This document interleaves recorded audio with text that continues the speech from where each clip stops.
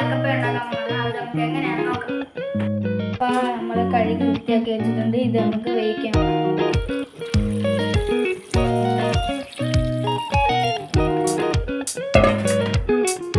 നമുക്ക് വെളുത്തുള്ളിയും ഇഞ്ചിയും പച്ചമുളകും ചേർത്ത് നമുക്ക് അരച്ചെടുക്കാം. അരച്ചെടുക്കാം. ഉള്ളിയും ഇഞ്ചിയും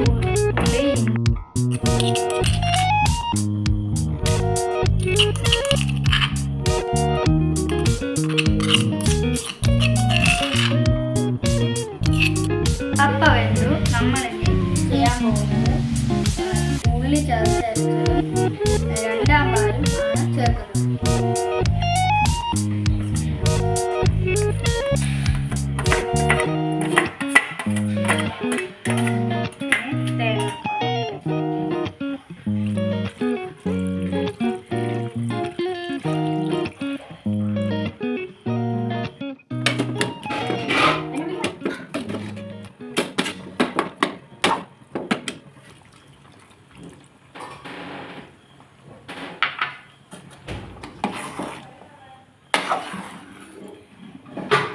ചൂടായ എണ്ണയിൽ നമുക്ക് കടുകിടാം.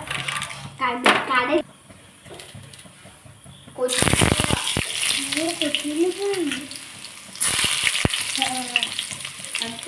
നമുക്ക് ഉള്ളി മൂക്കുമ്പോൾ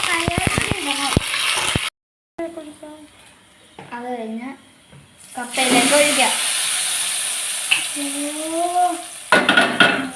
അപ്പം ഗൈസ്, കപ്പയിലോട്ട് ഒഴിച്ചതാണ് നിങ്ങൾ ലൈവ് വീഡിയോ ആയിട്ട് കാണുന്നത്. എല്ലാവരും ഇനി ഇപ്പോൾ പാൽ കപ്പ റെഡിയായി. എല്ലാവരും ലൈക്ക് അടിച്ച് സപ്പോർട്ട് ചെയ്യണേ. ഞങ്ങളങ്ങനെ പാൽ കപ്പ ഉണ്ടാക്കി കഴിഞ്ഞു. ഇനി ടേസ്റ്റ് ചെയ്ത് നോക്കാം.